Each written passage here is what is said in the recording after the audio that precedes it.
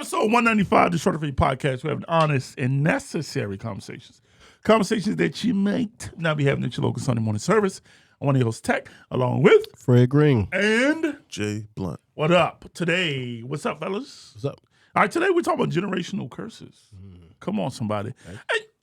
And are they biblical?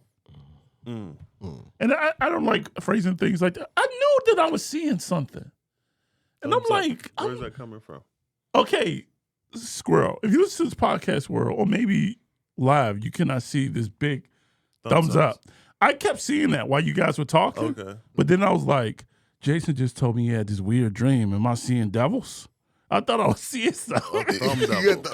But then I just looked. Where's that coming from? I think it thinks that I'm giving a thumbs up. I don't know. Anyway, Squirrel, we can distract. I don't know if you guys can see. For some reason, big thumbs up keep popping up. But anyway, I don't like framing stuff like it's stuff biblical. But one of the things we've been talking about is like trying to think through the things that we just assume, the things that we just say, the things that we're just told, and really kind of thinking through them for ourselves. And thinking through what does that really mean? You know, still kind of walking through this thing of truth versus tradition. And keeping in that mindset, today we're talking about generational curses. And so if you have your Bible, I want you to grab it or think through it. If you got your mental Bible, and ask yourself, where in the Bible does it talk about generational curses? Because that's something that we say a lot. Would you guys agree? Yeah. It's something that I think it's more of a phrase that is used in I don't say modern times, but nowadays, like this last generation in particular. I don't feel like it's the elder generation. I guess it is, because I went on YouTube and I had to cut a couple guys off who was preaching about it. So I tried to do a research, and at first he I don't even want to say. Okay. It's just like, that's why you don't go to the graveyard, because I'm like, come on, bro, stop. Like people really don't have a clue. Some people really don't have a clue as to, and these are pastors and preachers who are it's a popular theme. I'll say it's a very popular theme, and I think a lot of people aren't quite sure about it. I'm one of them. I want to admit that off jump. Yeah, not an expert in generational curses, but we'll get through it. We'll talk about it. Yeah. So I definitely want to get into that, because I think like you said, it's sometimes something that we may take people's word for, whether it's a sermon or something we hear. But before we get into that, I did want to discuss. We haven't done hot takes in a while, so I did want to have a hot take. Okay, but then I also wanted to mention something random. Let's get the random out first. Okay, it's not sad. I'm laughing because I know how random it is. Okay, never mind. I don't want to talk about it. Yeah, you built that one up. I'm sorry. I'm gonna leave. I'm gonna talk about it. What? I will talk about it. But this is random. But I wanted to talk to y'all about it. Okay. Get y'all's perspective. We don't got to talk about it for a long time because we got a lot of stuff to talk about. I'll be randomly missing my dad. Let's talk about it. This is not random. Why are you saying random? Because of it. But then here's the question I'm asking myself. Go for it. Am I wrong? Am I properly grieving? Like today, I was listening to some song, and it was like, I like to listen to like chill hop study beats when I'm doing. And sometimes when you got chill hop study beats, I don't know why I need to pray against it. It turns into smooth jazz, right? And it's like, I don't think that's nothing you need to pray about. But okay, I gotta pray against smooth jazz. I gotta pray against smooth jazz devils. But like, sorry, that was a good one, Fred. But I started thinking about when I was a kid, maybe think about when I was a kid, because my dad loves smooth jazz. Okay. And I really think about like driving when a kid and missing that. Yeah. But then I was like, when those thoughts come of missing my dad, I kind of block it out. Why? Are you afraid of the emotion that is attached to it? There is nothing I can do about it. Because even if he was here, Mm. that time, like being a kid Yeah. in the car Mhm. with my dad driving, that time would not even come if he was here. You know what I mean? Because I'm not a kid anymore. He's older. Like, so. Well, you're not saying you want to relive that or like you want that to happen again. It's just a moment of nostalgia. Yeah, It's a but I memory, guess right? those are the moments that I miss. Okay. And those moments I couldn't get back anyway, even if it was it. And I don't know, my thing with grief, and this is why, Yeah. being transparent. If you can't do anything with it, Is that what you feel? I don't know I what. feel like we gotta get a pause. Yeah. No? A pause, yeah. A pause in the moment. Okay. So I want to talk. Go ahead. All right. So all right, the answer to your question, in my opinion, and what I've learned through therapy is really that there's no What? No, I'm not gonna let you start lying. listen. All right, go ahead. Okay. You wanna talk about that? No, I'm just All right, saying. good. Okay. So what I've Scratch learned the second sentence. Go with the what first. I've learned through therapy. Oh my gosh. Okay. Through my time through running through these therapists Okay. is that you're not going to turn this into a moment. You're right. Go ahead. Where what I was going to say Yeah. is that there is no quote unquote proper way to grieve. Okay. There's no therapist or no person can tell you how to grieve. Yeah. Right. I think there are levels to grieving that people but how to do it, Yeah. like there's no timeline. There's no. It comes in waves. Yeah. It could come out of nowhere. Yeah. I would say embrace those moments. Yeah. Because the truth is that I don't say you think about people less, but life still goes on. Things get in the way of those moments. And the question isn't, well, I would say, not necessarily, again, we're still talking about perspective just for a moment, is that although I can't have that moment with my dad, I am a dad. How can this translate? Like, how can I create a moment? See, I agree with that. Like, that's something you can do with it, though. Because Yeah. you said there's nothing I can do with it. Well, I guess. See, for me, that's my mindset. But that's not, so you don't necessarily have to suppress what's happening. Because there's a place for that emotion. There's a place to go through that, to feel that. I say embrace it. There's times where I've had to literally pull my car over and just take that moment to feel, to process, to think. So, because when I didn't and I tried to suppress, it goes somewhere. Where it goes, I don't know. But it doesn't necessarily go away.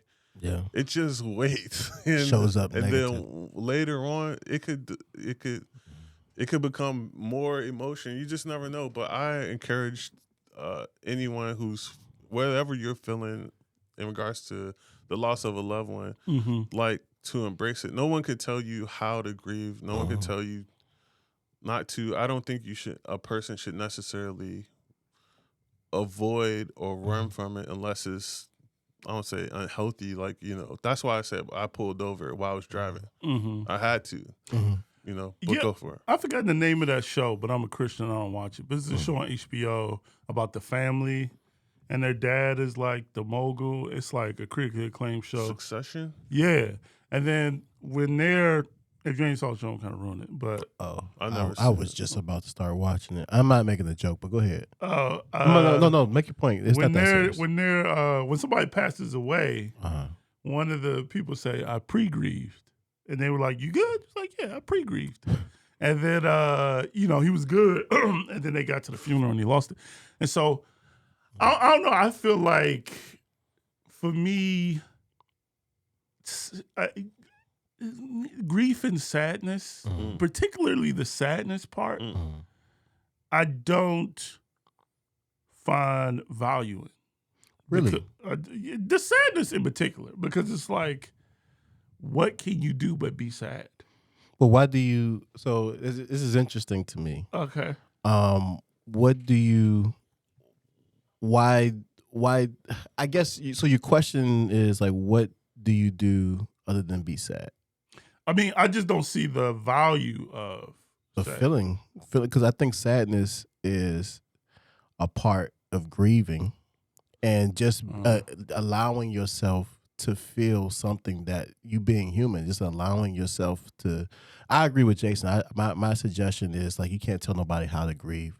Everybody grieves differently, but I always say it's just like whenever emotion comes over you, definitely earlier on, just allow for that. So there has been times to where, just like Jason, to where like I'll be good, that I feel like crying, and now it hasn't happened recently because it's been some years, but I'm just talking about like definitely early on when it was fresh.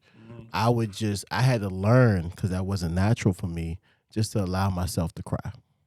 Just to allow myself, just to go ahead, just let it out, just let myself cry to myself, and then move on. For me, that was helpful, because for me, that was helpful as far as processing what I was feeling, allowing myself to feel. And like Jason says, I feel like when you suppress that, it shows up other places, whether you know it or not. I believe so. I believe that it shows up in other places. Meaning, like, you may be, some people just like maybe just like angry, they don't know why they're angry, or some people may like it just show. I believe it just shows up other places. Yeah, I mean, that's something I have to pray about and think through it. I guess I do believe in grief. I do believe in feeling your feels, right? And like you said, crying if you need to cry. Yeah. I think, but like for me, the other side of that I kind of embrace is like, if I can't do anything with it, or it does not have a tangible value, then why spend? Why did God create that emotion? But that's the thing. I think there is a time for it. But Sick. Grieve with those who grieve, mourn with those who mourn, right? Yeah. I mean, I'll cut you off, but no, I agree though. I think there's a time for grief, but like, I think I know for some people, it's debilitating. It can be, and I think it's more debilitating when it is not dealt with. When it's when you put it on the back burner. First, personally, that's probably. I feel like I've seen the opposite. Really, where it's like, can't move on. You can't think through. And I've seen that. I'm just like, it's I don't know if it's fully. I go back and forth. God had to deal with me. Maybe one day I'll be down here breaking down. But like, it makes me want to. I tell you what it makes me want to do. It makes me want to appreciate the time that I have, the people that I have. When I think about it, it makes me want to spend more time with my kids, because the memories that I think about with my dad were when I was younger. So it makes me want to build those memories more with my kids now. But for me, the part that I kind of be like, we don't got time for that, is to be sitting sad, thinking about wishing something that could not happen. That part I don't find value in. Like, and I make this joke all the time, and maybe it's a defense mechanism. Like, seriously, when somebody's 75, I'm praying for you. I'm out of here. I'm praying for you. I'm praying for the best. You will be 75 one day, but that would be a blessing. Great. That would be a blessing. I'll be like, thank God that I'm, because, and not to go into this day, we're going to generational curses. We're gone. But like, we're trying to keep people here for our own selfish. But there's some 75-year-olds that want to be here. I'm not saying push them out. But I'm saying, like, you're not gonna pray for them. We all know that God created, just like we talk about God created sadness. Yeah. God created a system where you're born, you get older, and then you slowly start. Like, but we as humans always act like this catches us by surprise. Like, oh my gosh, No, I don't think it has nothing to do with surprise. But I mean, we don't. It's not Unless like it a surprise. does. It's no disrespect. Please take this as my damage in the speaking. Yeah. There's a bunch of people who question God because their great grandmother passed away, and it's like, Sure. Yeah, I mean, There's some young great grandmamas out here. yeah, but I'm saying like at some point I do feel like we have to be like, Sure. I think people that are of age, whatever age that is, and there are some people. Listen, bro. I feel like this is like a dead end conversation because there's no defense for it. That's how you feel. I feel like I'm trying to defend something that don't need to be defended. You feel like when you're old, let people be old and go to where they're going to go. No, I'm not saying push.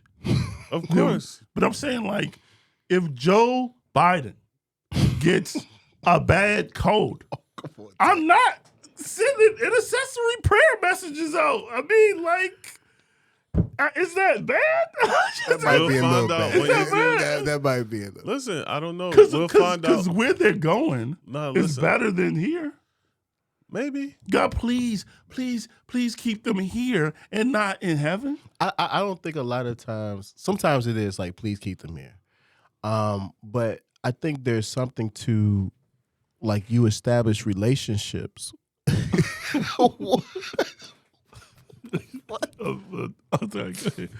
We establish relationships, and I think it's just genuine. You're gonna miss the person. Like, you got personal, we get personal. Like I know where my mom is. I know where she was going, but that did not knowing where she was going and knowing where she is with Jesus, and then knowing that she's in a better place, knowing that she's all that is great. And I shouldn't say it like that, like that's passive. That is very true, but that doesn't also take away that I miss my mother. Yeah. And so that I think sometimes I do think there are people, unfortunately, that may be not, I don't know if grieving the wrong way, but anyway, I do think that most times people are just more so, hey, I'm going to miss the person. I think that's where the sadness is coming from. More so of just like, hey, there was a period where I could talk to you. Now I have to get accustomed to I'm not going to be able to talk to you wherever I want. And so they're grieving that. And I think you have to, in my opinion, you have to help the process of accepting that. You have to grieve that. You have to say, man, like, they're not here no more. Like, and I won't be able to talk to them, and allow that emotion as opposed to, trying to, in my opinion, ignoring that, because I believe there will be a day to where you have that same emotion and it's going to come back. I believe like when you suppress certain emotions, it don't go away like that. It just builds up. And then when it hits you, when it was like when it first hit you, it's going to hit you for like the 1, 2, 3 years that you've been suppressing of those times, because you can't control what you feel. You're not controlling like, I'm going to feel this way. It just comes. That's why I agree with Jason. When it comes, feel it. Versus when it comes, suppress it, because it doesn't go away. And then if it comes again, I feel like you're adding on to that. So where one day is going to come at a force of 10 and it will be debilitating. So that's my opinion. I don't know if grief goes anywhere. I'm not sure if it goes anywhere unchecked or dealt with or whatever, like, unresolved. I'm not sure if it goes anywhere. It might turn into something else. I'm just not sure if it goes like, can grief just be ignored indefinitely? You know what I mean? So I'm just not sure about that. And one last thing. I think grief is multifaceted. I think Fred tapped on that. It is multifaceted, and there's layers to it, obviously. And it doesn't necessarily have to equate to only sadness. I think that's a part of it. Sadness is a part of it. Regret can often be a part of it. It could be layers, which is why I think it's worth looking at and kind of like digging into, even if it's like, why am I feeling this way right now? Is it just because I missed the saxophone, or like what is behind it? You know what I mean? So I think it's worth personally kind of navigating the emotion, especially when it floods or yeah. Yeah, well, y'all keep me praying because We're not trying to convince you anything you don't want to do. No, I'm just like I say. I mean, I brought it up because I'm curious about it.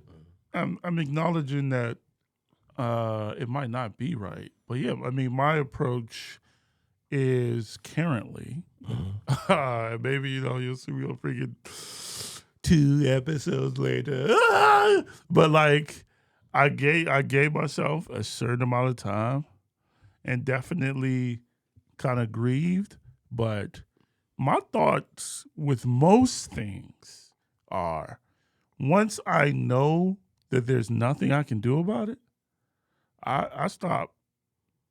I just stop tripping about it because there's nothing I can do. I mean, that's even with like sickness too. Like I've been very transparent about struggling with anxiety. Most of the time when I'm struggling with anxiety, it's the not knowing. It's the not being sure. But typically, even if I've gotten really bad news that is certain, once I know that there's nothing that I can do about it, I'll put it to the side. So I don't know. I think that's something that I will have to pray about. But yeah, I mean, maybe me thinking about it is God kind of dealing with me about it. But yeah, I mean, that's kind of my approach. Like grieve for a certain amount of time, and then I still do reflect on my dad, but embracing the grief or sadness, I have not currently yet found value in it. And, there's something I got to pray about. But anyway, taking that joyful turn to, but no, I mean, we're transparent. I know there's plenty of people who are dealing with grief in different ways. And so, I thought that would be something that I would discuss with you guys anyway. Thought might be now. I appreciate you, Squirrel. This goes back to the Kurt Franklin conversation that we had last week about why would Kurt Franklin why would he document that whole thing? And I was saying that I get where he's coming from. So for me, this conversation would be one that I would have with you guys anyway. But I figured to have it publicly because maybe it might be helpful for someone else who's listening. So this just goes back to our conversation last week. We were talking about, I was saying that I get why Kurt Franklin would record and publish this whole dramatic thing that was going on in his life. But anyway, there's no real smooth transition from that. So did I want to do a hot take about, what was the thing we were talking about? Spirituality versus religion. I'm not going to go into the whole survey, but there was a survey done recently where there seems to be a rise in spirituality versus being what they would call religious. And not a big fan of religious. If you grew up in church, you know what they always tell you. Christianity is about a relationship, not a religion. So I'm not a big fan of the term religion, but you kind of get what they mean by religion, which is basically probably people who take their faith seriously. Hey, Crank, what up, bro? People who take their faith seriously. So it's like there's that, and then there's this thing where kind of new where people are like, I am religious. I'm spiritual. Which to me is like anything. Yeah. It's literally anything. Yeah. It's rocks, it's crystals, it's incense. It's the term spiritual is basically an open book to anything. It's roots, it's beads. Yeah. It's it would be. Yeah. If this was the letters. Spiritual letters. Would be Q. Okay, go ahead. Sorry. That was my thought. Wow. That was my thought though, right? That was what I thought. If you whip me, hit the like button. Wow. Like how? Sorry, you don't keep me Welcome to impressed. the last episode. But that's didn't what make I it thought. to It's 200. like My it's goodness. kind of like whatever. It's like a little. I don't like- even know. Don't expound. Okay. Let it lie. Okay, Let it lie. but it would be, it's like hard to define. It's like, okay, it kind of sounds like, well, okay. Sorry, go ahead. So anyway, what were you saying? You're sweating. Oh, it's hot. I think the definition of spirituality as we know it is kind of like all encompassing. Right. It's not necessarily one thing or the other. It could anything could go into that.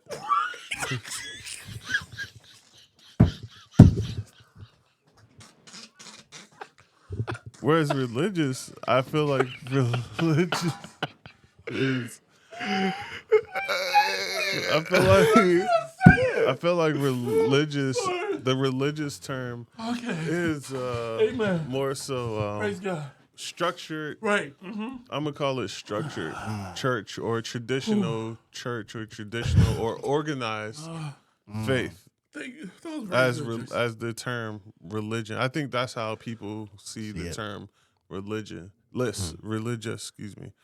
It's like structured, organized church building, rules of engagement.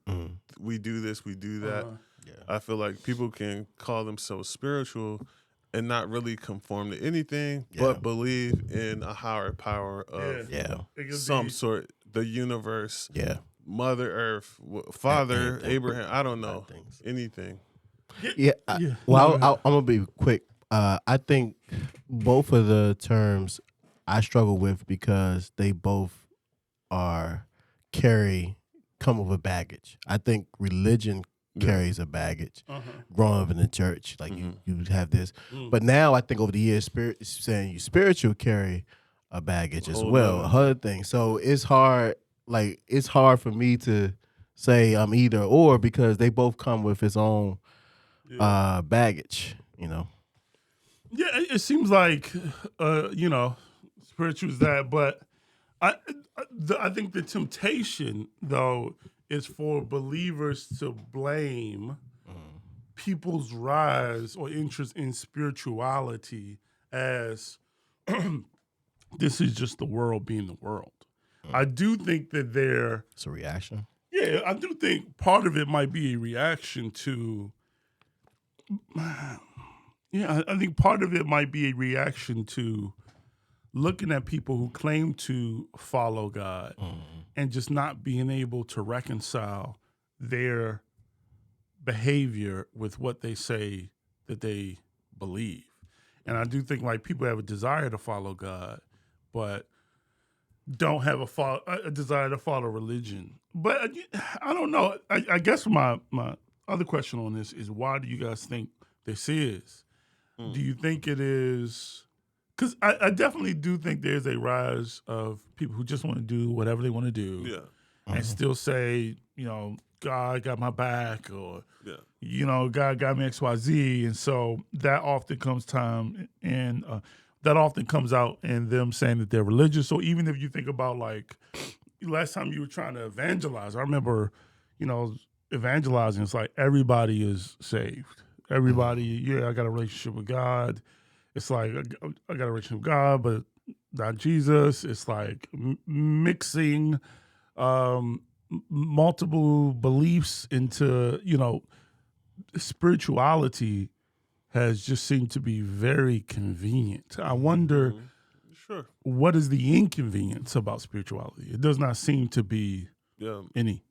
Well, yeah, because I believe that spirituality, it's like Walmart or something, Costco. Like spirituality, in my opinion, as we know it or as I know it, is or Build-A-Bear. That's what it's more like. It's like Build-A-Bear. As long as I have a bear, I'm in the club. But you can dress it up how you want it. Yeah. You can find something or things that conform to what I believe. This is what I believe. And then I know what I believe, so I find something that aligns with what I believe. I'm not aligning I'm not conforming to God's word or whatever is happening. It's the other way around. I'm finding something that fits me, that's my size, whatever, works right, versus saying, okay, I surrender to there's the lordship. I remain Lord. I don't make God or Christ Lord. I remain Lord in those situations. I decide, I choose me. It's very selfish versus selfless. And obviously there is an underlying of this idea of good that comes into play, which keeps people's conscious somewhat clear or clean from feeling like they're doing anything wrong. Do you think? Do you think that this trend will continue to grow? Of course. I mean, I wonder, like, sometimes as believers, is there something we could do? Like, even sometimes, and we were kind of having this conversation before when people talk about, like, why they do things that they don't get about Christianity. It seems to be very surface level. I shouldn't say dumb, but dumb. Things that maybe, like, I feel like if we spend more time kind of doing what we're supposed to do, discipling, being the light, then more people understand. But I think we spend so much time arguing with each other that these deeper questions don't ever get addressed. Yeah. Do you have something to say? Because I have something to say. I'll say it real quick. I think that's what makes Jesus such a hot topic. Because I believe, going to your question, I think religious is absent from relationship with Jesus. And when you do religious acts, sometimes the byproduct of that is that you're not loving, you're not doing, and that turn people off to where they don't want religion and they turn to spirituality, which is also not quite conjoined with Jesus Christ. And I think that's the power of Jesus saying, look, no one comes to the Father except through me. Like, I am the doorway. Like, it's me. It's not everything and everything is me, or it's not these religious things that you do, is me. And I think that is what we lose. And I think if we center ourselves on being followers and disciples of Christ, and what does that look like, and try to figure out, what does that look like for me to be a disciple of Christ? What does that look like? Yeah, there are things of going to church and reading my Bible. Those things are important, but what are some things that he was actively or teaching his disciples of what it means to be a follower, of how to treat your neighbor, or how to treat your enemy, of how to love your enemy, how to love your peers and one another, how to, like, these are the teachings. And I think sometimes we may, I think, in my opinion, we may have gotten lost. And as a church, I think we so erred on the side of the religious part that we did not focus on that. We just focused on the do's and the do not things. Agreed. And the byproduct of that, we weren't being like Jesus. And then that in turn caused people to say, well, I don't want that. So then the rejection led to the spirituality thing, in my opinion, to which is also absent of Jesus.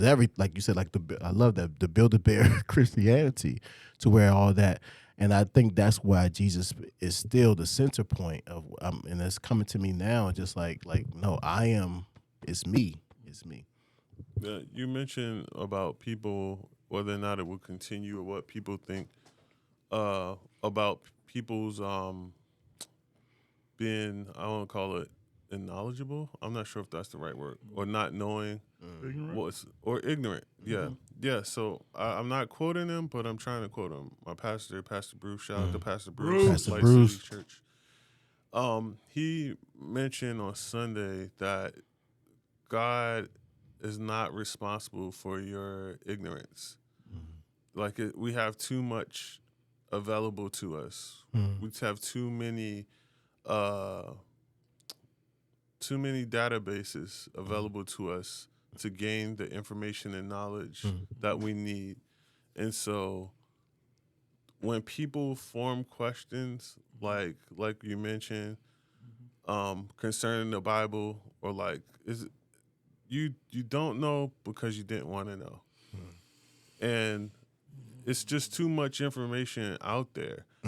You're not going to be able to tell God in this day and age, I didn't know, because the question would be like, I think there's a lot of follow up behind that, in my opinion, because the opportunity to know exists. If you really want to know, I go to work, we're having conversation, a particular word is used, and I'm like, man, hold on, what does that mean? Yeah. Immediately, we're jumping throughout the day to Google information about what something means. We don't know where to go. We jump on GPS, but when it comes to life, we don't know what to do or where to go. We don't search the word. We don't ask God. We don't pray. So we're searching for everywhere else. We're doing everything else when it comes to search. So it's not about man's search for knowledge or understanding, because I think that has existed since the beginning. So we've always searched for it. But when someone these days asks a question or form a question, I don't always think that it's about they're really wanting to know it. Maybe. I mean, I agree for a believer, yes. For a but non-believer as well. Sometimes it's used, and we saw the example today, earlier, as it being a tool to refute the idea of Christianity. Yeah, but if you look at, and we got an interview coming with the Nerdy Christian, shout out to him, and we kind of discussed this. I do agree. I think more access to more information is available, and I think particularly with believers, yes, I agree. But with the world, we're not even on the same page. So it's like, in regards if I'm in the world, I want to know about the Holy Ghost. Yeah. If I go to John, what's your man, John MacArthur, Yeah. I'm gonna get one thing. If yeah, I go, that's true. But when you go, all right, let's say you get questions or let's say you get information that is confusing or conflicting. Let's say that is the case, right?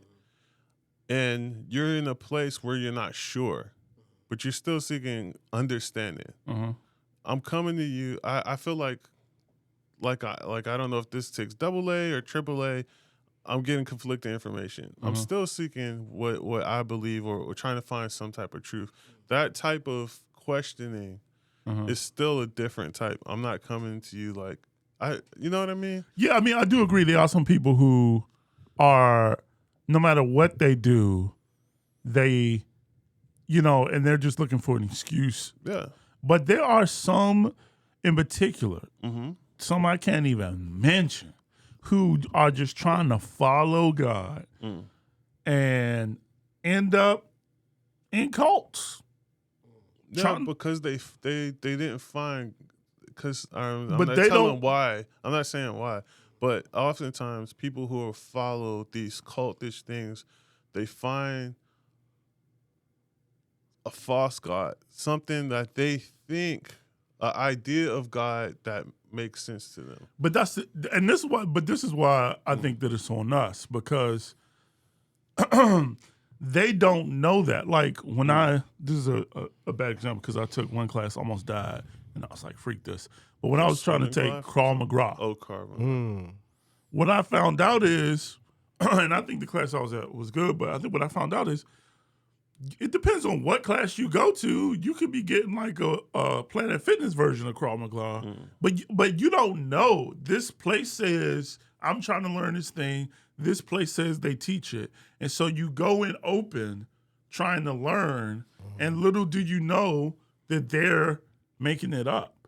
And so I'm not saying it with certainty, but I do feel like it may be even harder a little bit for unbeliever, not a believer, for unbeliever to understand God, because we are so dispersed and divided we can't even agree. Yeah, I agree. That's something that I think we've mentioned a number of times, that there is an obvious division within the family, within the banner Christianity.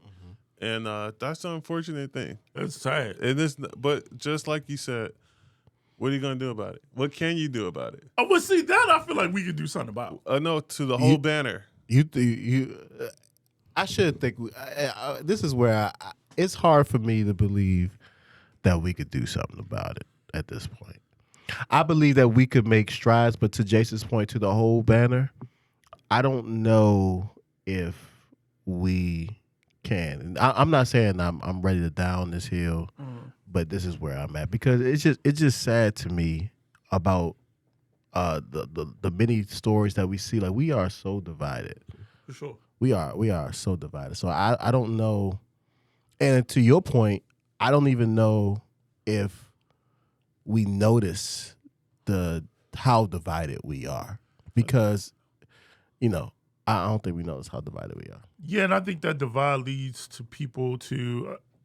Now, again, I don't think this is fully the case. Mm-hmm. I was joking about the Q thing, but the spirituality does remind me of that. It just becomes a hodgepodge of whatever you want it to be. And so I do think there are people there who just want a convenient version of spirituality. But I do think some people who are just like us, like people really love God, how difficult it is to find a church in a city where church is on every corner. Yeah. It's like, now if I just got into a relationship with God, where I'm gonna go, then the reason why I do feel optimistic that we can do something is I don't think that we can change people's mind.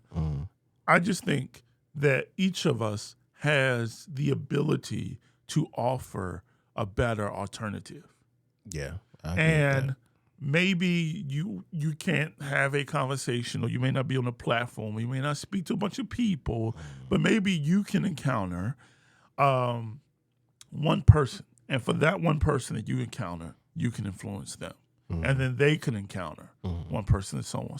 And so I do think there's the ability to change that way and just being a better example. Yeah. Again, I don't think that we'll be able to go through and kind of convince or argue people's point, or even argue unity. Yeah. I just think I don't know if there are enough alternatives. And, one of the things that we've kind of been talking about a lot is kind of getting Christians to think for themselves and read the Bible for themselves. And it's for that reason, so that there can be, this is not just what I believe can such and such said it, there can be better alternatives that people can build a stronger foundation on. So we're going to read this comments and then we can kind of transition, unless there was anything else you guys want to say on this.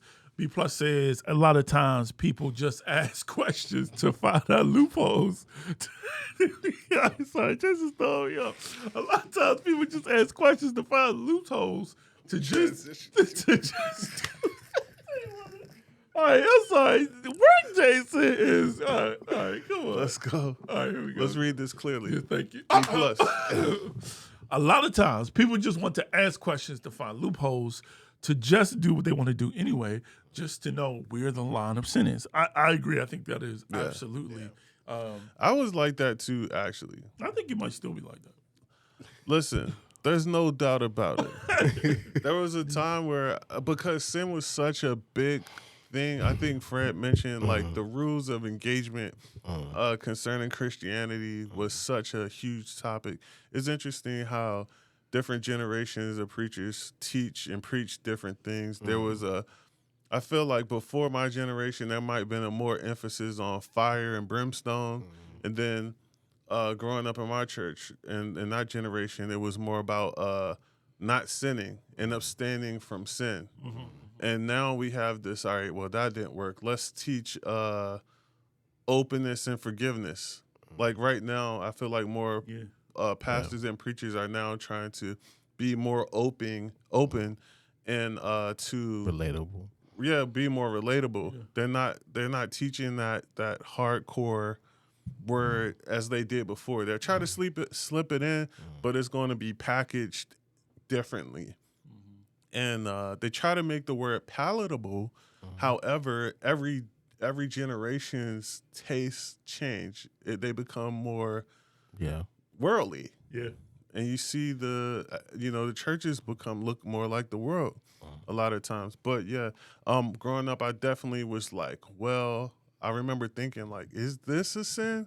Will I go to hell if I did this? And it was always a rush to do a thing and then quickly ask God to forgive me because I thought that was the key. Yeah. So it's like, yeah, I'm gonna do this. You ever have some sin plans? Like, yo, all right, but I got 2 more things I gotta do for Sunday. So yeah, I definitely was. That might be some reaction. That might be reactions to. Yeah, it might be on some new stuff. But yeah, just keep moving. We said balloons and thumbs. Anyway, but does that make sense? It does. Yeah, no, that makes a lot of sense. 100%. All right, so we're gonna hit this, and then we gotta be quick because this one over here. All right, I think God calls us to start locally. Start with small groups, individuals that meet, that can make an impact. Unity doesn't always mean changing cities or countries. Maybe it starts small, and I completely agree. Yeah. I think that's I think that's the best approach. Is just building a better alternative, better option for people. You may not change the world, but you might be able to change the individual. All right, so we want to jump into this quick. Generational curses. Speaking of, we just jumping quick. We ended out like a jump rope. Generational curses, right? So we're talking about knowing God for yourself and knowing the Bible. Knowing the Bible for yourself, okay? We talking about generate. When we said we were going to talk about generational curses, and is it actually in the Bible? And so if you're listening, like we use it, which is like this has been a curse on a family, and that God has called you to break this generational curse that has been going on in the family. I feel like I should give a few examples right here. All right, break it down. Not break it down, but give a few examples. Like I feel like, all right, go ahead. Let's read this real quick before we jump into. Will college fraternities and sororities be a form of generational curse? I'm a Latino. Shout out to the Latino community. So I don't know. First generation here, but I struggle explaining this to people. It may be for another topic. It may be, but while you're here, shout out to you, Karen. I need you to elaborate a little bit more on what you mean connection about fraternities, sororities. I struggle explaining this. Explaining this. So it's so funny you mentioned that because we were going to talk about it. We were going to actually talk about today. Did you know we were going to talk about it? Make sure you subscribe, and so that when we talk about that specific topic, you can be on to give your input as well. Okay, please. But it is creepy bell. I need to know if you knew that we were going to talk about that. She might have heard it. Okay. Yeah, we got some people in the works that are going to come through. So he forgot. Nah, of course I did. So yeah, examples of generational curses that people are talking about now, or that I've heard specifically. All right, so one would be children born out of wedlock. I've heard that. Okay, yeah, I heard that. Children born out of wedlock. Yeah. Okay, I heard that. All right, you in the role. You know, I've heard. Huh? Go ahead. Sorry. I've heard maybe one would be a popular one. I think an even more popular one than that one would be finances. Like people families who are not necessarily rich. Yeah. They're not poor a lot of times, but they might be, struggling or just generational curse of lack. Yeah, is this a lack, quote unquote lack. Yeah. So those two I think are super popular. That's good. There might be one or two more I'm missing. You're in a row. Yeah, those are good. Those are good ones. Those are like ones that I see used in our community a lot. Gotcha. Lack and children out of wedlock. Yeah. Okay. Is there more that you can think of? No, those are good. Those are good. And we hear this quote a lot. We hear people talk about breaking generational curses a lot. And I think I don't even know if the sentiment is true. And we can talk about whether or not you guys think the sentiment is true, but like this idea that your family or our family is cursed with lack. I've heard some wild things like this person used to be a witch doctor, so you gotta break the curse from Yeah, I seen like that too. Something on the. we're and this is why I think reading the Bible in context, reading scripture in context is very important. Because to be honest, and it's not everybody, because I don't think they watch this podcast, but there are some people that no matter if they can find in scripture or not, they're so tied to the fact that a concept resonates with them so much that we don't care if it's true. It's like, no, I get it. It makes sense. Definitely, if you feel like you have always struggled with something, if your parents have struggled with something, you may not be able to find any context for it, but because the idea of a concept resonates with you, we just it's hard to let it go, even if it's destructive. Some example of generational curses. Jason got a hit. Some addictions, mental illness.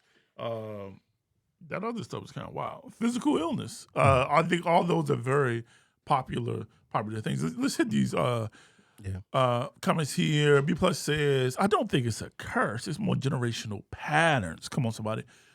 We do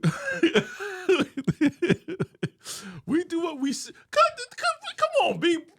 Apostle Plus. Be on point. Apostle we was Plus talking is about the He that. beat us to the punch. We were going there. Yeah. Let's talk about it. I don't think it's a curse. I think it's more of a generational pattern. We do what we see behavioral. We have inherently health-wise things, but an actual curse, I don't know if I buy it. Karen says, could some of the things you mentioned be cultural at times? Yes. And I think that's the thing. And the greater thing that we're trying to challenge believers to do is you hear stuff so much and we just embrace it as truth. Imagine people just putting these like curses on their family, saying that your family's cursed.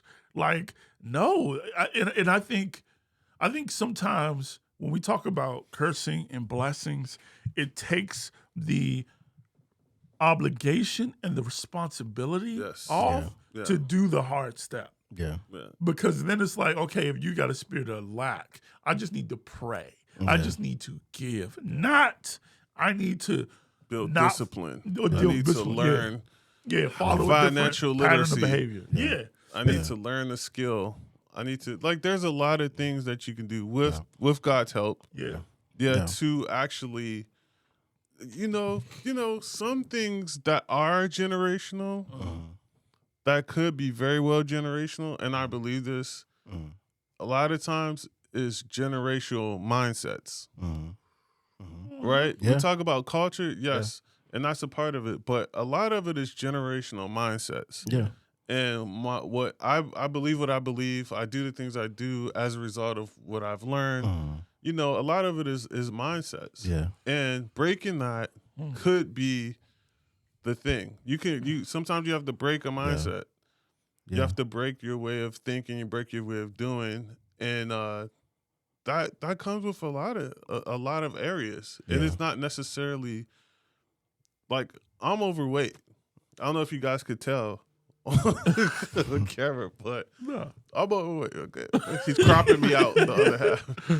But I can't blame that on my mom and dad as much as I want to. They fed me McDonald's, so now I have to eat McDonald's. I got you. Yeah, you know what I mean? Like, there's so many things that, like, I feel like when you say like you mentioned, like you passing the buck back, like go for it. But I think what makes it tricky for some people and why, is that they see their grandparents and then their parents and then themselves facing the same thing.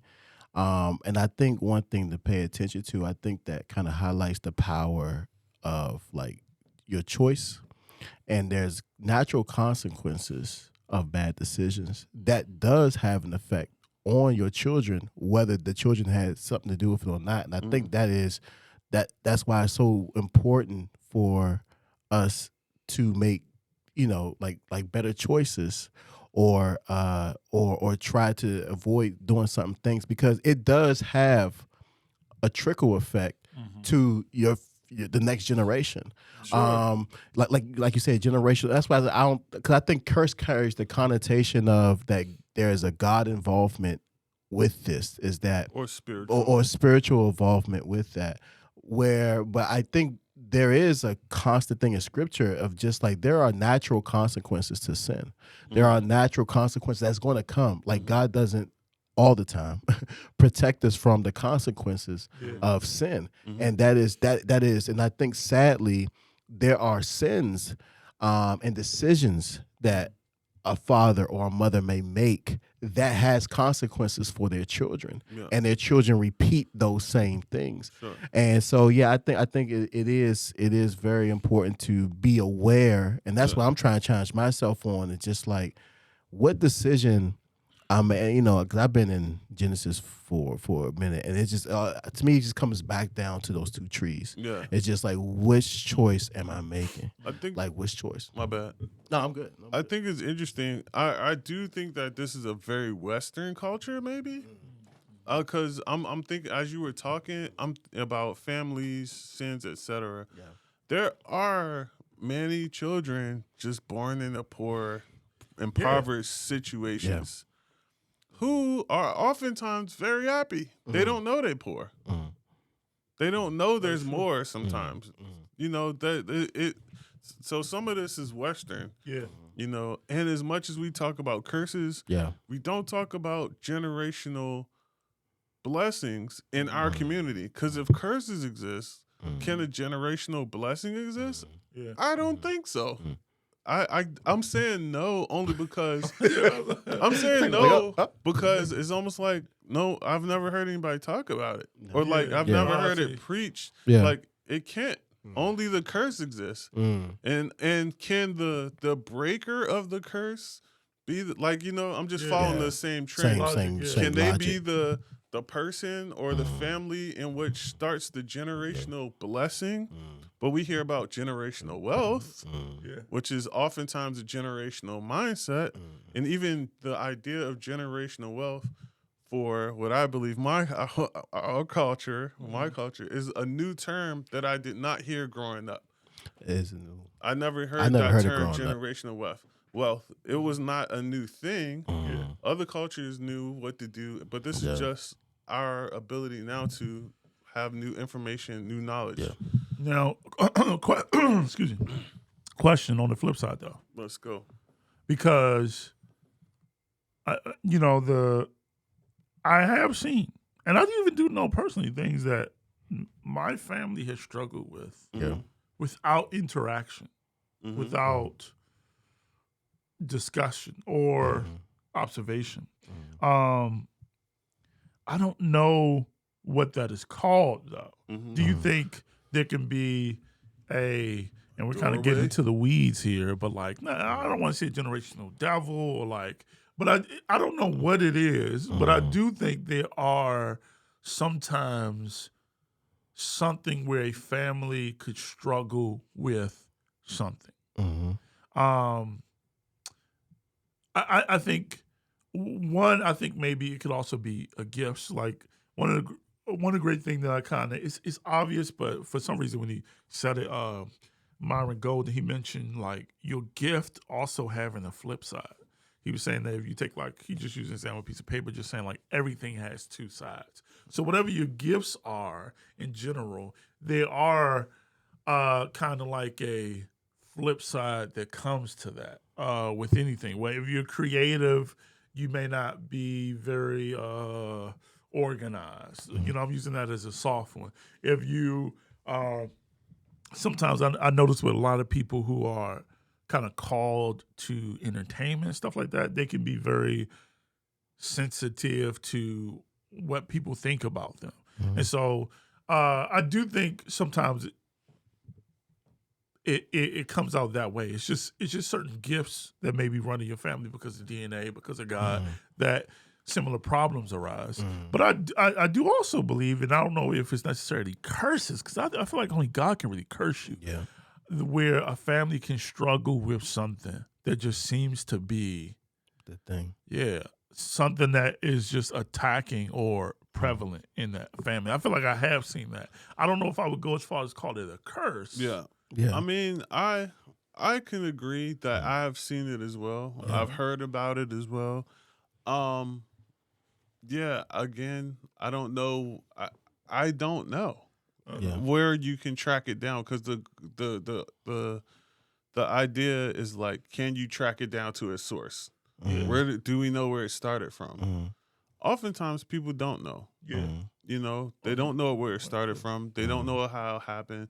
The question I have is, can it be dealt with, and could it have been dealt with? Right. Right. You know what I mean? Yeah. What you got, Fred? I see it. Well, I agree. I think it still comes back down to there may be because I agree. I've seen that too. But I think the generational curse kind of takes the, like you were saying, takes the ownership off the individual party, meaning like there is no, like, you can't help it. Yeah. I think there is still a choice for each generation. Now, if each generation still makes the bad choice, and we see that through scripture, we see patterns. That's good. We see patterns of it coming back, of like, and we also see, and that's why it's beautiful. You also see the opportunity for a generation. Sometimes we see them make a different choice, but a lot of times we also see them making the same choices their fathers made. And so I think it still definitely comes back down to, what am I going to do with, like, when I'm presented with that temptation, and it may be the same, like, what is my choice? And therefore also the importance of teaching your children and being transparent, like, hey, if this comes that way, so that there will be different choices. Because I think in life we're inevitably going to be faced with the temptation to do certain things and to go one way or another. Yeah. I think it's important to highlight or try to pay more attention that decision or that choice that you make is not a choice all the time going to be just for this moment.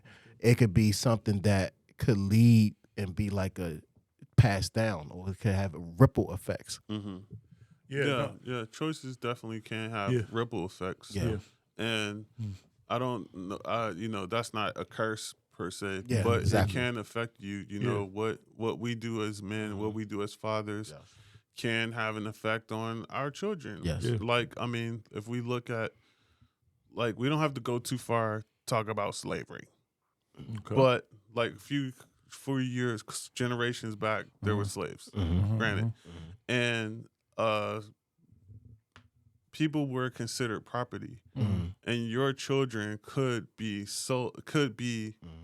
by just born into that situation.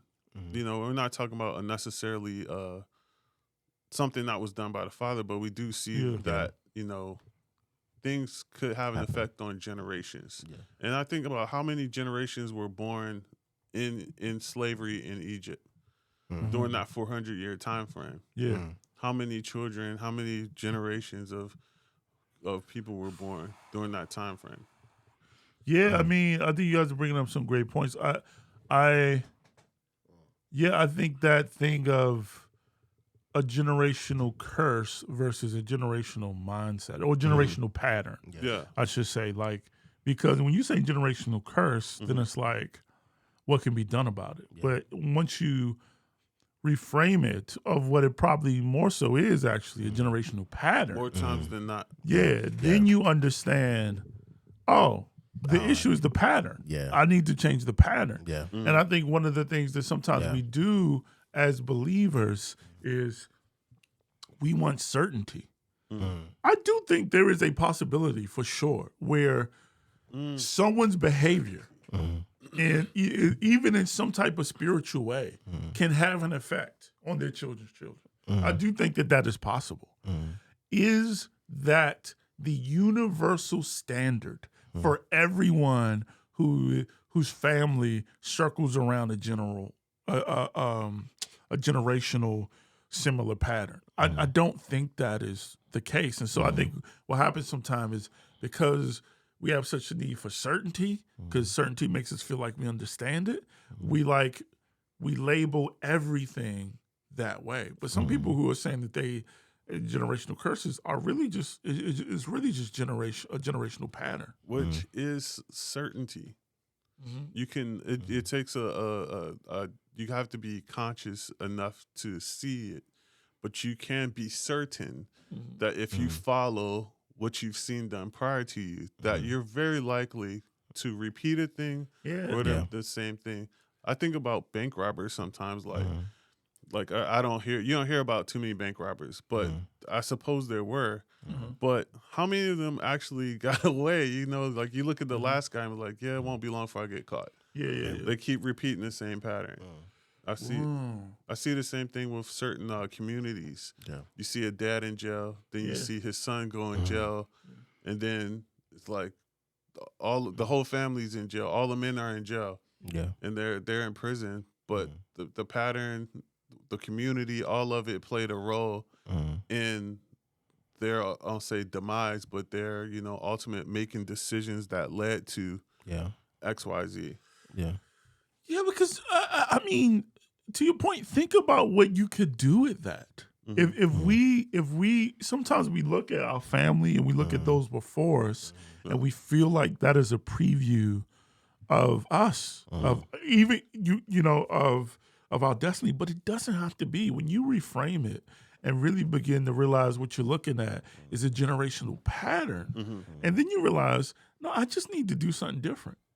And then even when you see the good things that are going on in your family, you can see that as a generational pattern, and you're like, this is something that I want to hold on to. Right. And so then once you realize it and embrace it, you begin to form a healthier pattern for the generations after you, versus just thinking like, this is a generational curse, our family is cursed. And, no, like a lot of times we're looking at patterns and stuff that we can do something about. We can make different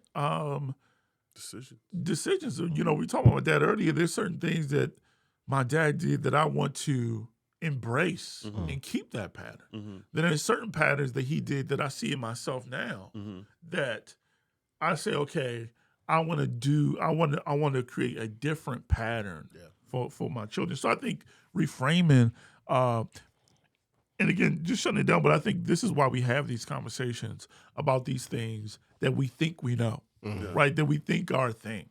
Generational curses, preached, talked about a bunch of times. But it's like, it's not until you really sit down and go through the things that you think you know that really is like, wait a minute, this is actually empowering to realize that I'm not cursed. I'm following a pattern, and I could choose to do something different. God has empowered me to walk in a different pattern. So I think, I would encourage us to begin to think about the patterns that we want to keep and the patterns that we want to change that we have seen running through our family, and to begin to think about what that would look like. What would the future generations look like when we begin to do something different than has already been done?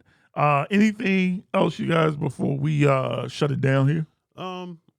I just gonna say it.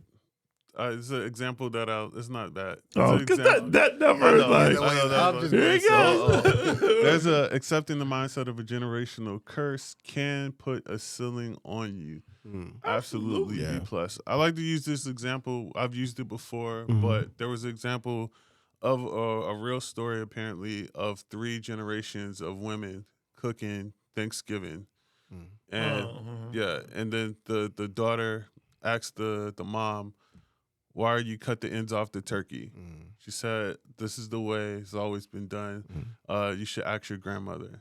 Grandmother says, she asked the grandma, why do you cut the ends off the turkey? She says, it's the way my mom taught me.